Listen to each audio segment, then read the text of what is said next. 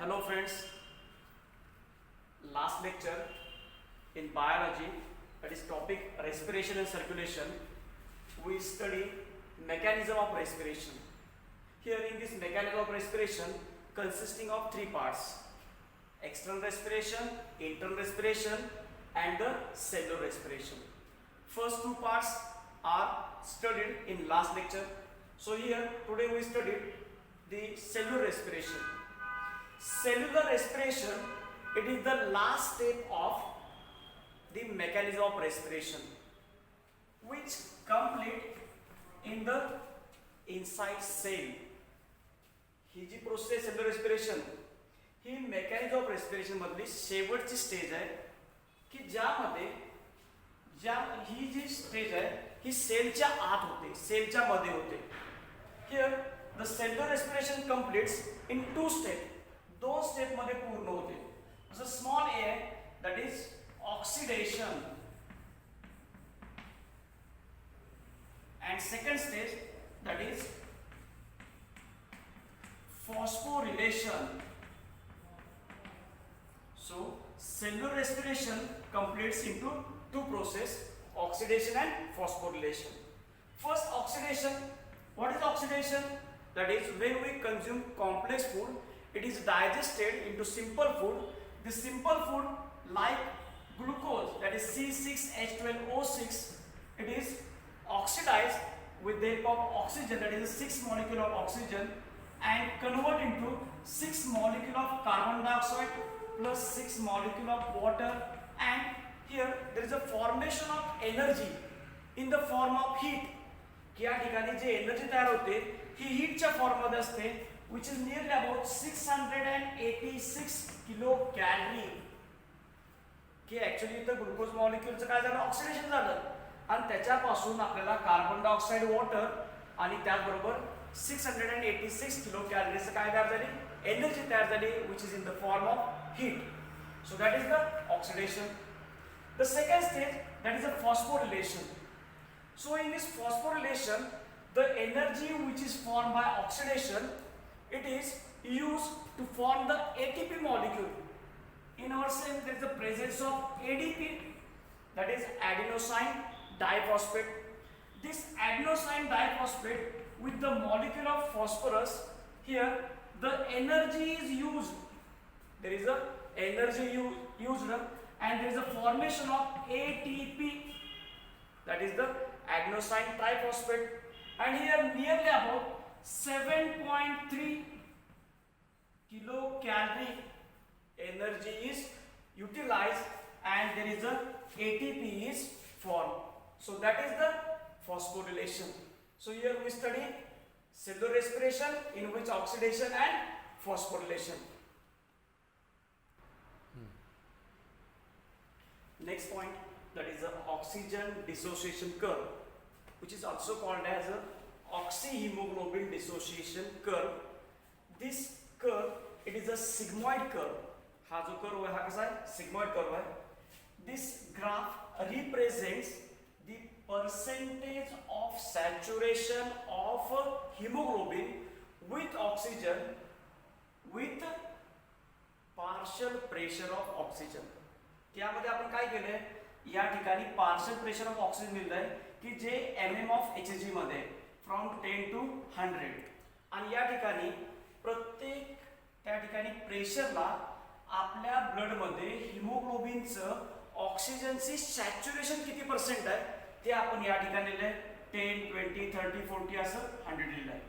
So here when we consume oxygen there is a 100% of saturation is rare, की त्या ठिकाणी 100% ऑक्सिजनचं saturation होत नाही.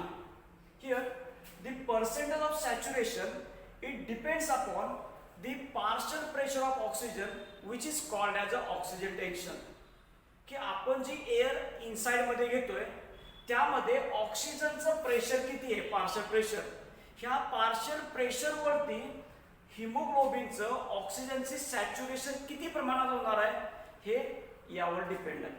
त्यामुळं 100% सॅच्युरेशन हिमोग्लोबिन विथ ऑक्सिजन हे होत नाही, हे रेअर केसमध्ये. Whereas maximum saturation of a haemoglobin with oxygen at 100 pressure, partial pressure of oxygen, it is nearly about 95 to 97. It is nearly about 95 to 97. म्हणजे आपण एअर आत घेतल्यानंतर पार्शियल प्रेशर 100 जरी असलं ऑक्सिजनचं तर त्यापैकी फक्त 95 टू 97%च ऑक्सिजन काय होणार आहे हिमोग्लोबिनशी संयोग होणार आहे विच फॉर्म्स ऑक्सी हिमोग्लोबिन. त्याचं काय तयार होतं ऑक्सिजन तयार होतो. Next, that is the percent of saturation. It decreases with the drop in partial pressure of oxygen. जर लंग मध्ये पार्शियल प्रेशर कमी आलं डिक्रीज झालं तर त्याचबरोबर त्या ठिकाणी काय होणार आहे Hb4O2 म्हणजे ऑक्सी हिमोग्लोबिन तयार होण्याचं काम सुद्धा काय होणार आहे कमी होणार आहे. म्हणून या ठिकाणी म्हटलं आपण percentage of saturation decreases with the drop in PpO2. म्हणजे पर्सेंटेज सॅच्युरेशन कशावर डिपेंड आहे तर या ठिकाणी पार्शियल प्रेशर ऑफ ऑक्सिजन वरती त्या ठिकाणी त्याचं सॅच्युरेशन डिपेंड आहे. Next at the 30 mm of Hg of a partial pressure of oxygen there is a 50% of hemoglobin is combines with the oxygen to form oxyhemoglobin. म्हणजे काय होतं बघा जेव्हा 20 पार्शियल प्रेशर ऑफ ऑक्सिजन असेल तेव्हा 20% फक्त oxygen saturation होतं. पण जेव्हा 30% असेल पार्शियल प्रेशर ऑफ ऑक्सिजन त्यावेळेस 50% ऑक्सिजनचं सॅच्युरेशन होतं. पण 100% कधी होत नाही. जेव्हा 100% त्या ठिकाणी पार्शियल प्रेशर ऑफ ऑक्सिजन आहे तेव्हा सुद्धा त्या ठिकाणी किती होतंय 95 to 97% of this saturation of haemoglobin is takes place. आता या ठिकाणी काय होतं त्या ठिकाणी वेगवेगळे क्रायटेरिया जसं त्या ठिकाणी इन्क्रीज इन H+ आयन्स. जर समजा ब्लड मध्ये H+ आयन इन्क्रीज झाले H+ आयन्स इन्क्रीज झाले म्हणजेच काय झालं pH इज डिक्रीजेस. जर H+ आयन्स ब्लड मध्ये वाढले तर काय होतं pH हा डिक्रीज होतो आणि pH डिक्रीज झाल्यानंतर त्या ठिकाणी partial pressure of carbon dioxide is increases. या ठिकाणी कार्बन डायऑक्साइडचं पार्शियल प्रेशर वाढणार आहे. At the same time there is a increase in temperature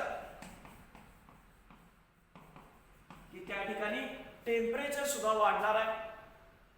H ions वाढले कार्बन डायऑक्साइडचं प्रेशर वाढलेलं आहे टेम्परेचर सुद्धा या ठिकाणी काय झालं आहे वाढलेलं आहे. Here there is a 2,3 diphosphoglycerate that is DPG. हा एक एन्झाइम आहे जो या ठिकाणी ग्लायकोलिसिस मध्ये प्रोसेस मध्ये आरबीसी मध्ये तयार होतो. मग ज्यावेळेस कार्बन डायऑक्साइडचं पार्शियल प्रेशर वाढणार आहे किंवा H+ आयन्स वाढणार आहेत टेम्परेचर वाढणार आहे किंवा त्या ठिकाणी डायफॉस्फोग्लिसरेट वाढणार आहे तर त्यावेळेस हा जो आपला ग्राफ आहे हा ग्राफ राईटला शिफ्ट होतो. म्हणजे हा ग्राफ इथून आला हा काय झाला असा राईटला शिफ्ट झाला. कधी राईटला शिफ्ट झाला जेव्हा त्या ठिकाणी pH इन्क्रीज झालेला आहे टेम्परेचर इन्क्रीज झालेला आहे DPG इन्क्रीज झालेला आहे. मग या गोष्टी जर वाढल्या तर काय होतं ग्राफ हा कुठे जातो राईट साइडला. राईट साइडला झाला म्हणजेच काय झालं की या ठिकाणी हिमोग्लोबिन ऑक्सिजनशी संयोग पावण्याचं प्रमाण कमी होतं. There is a saturation of haemoglobin with oxygen is reduced.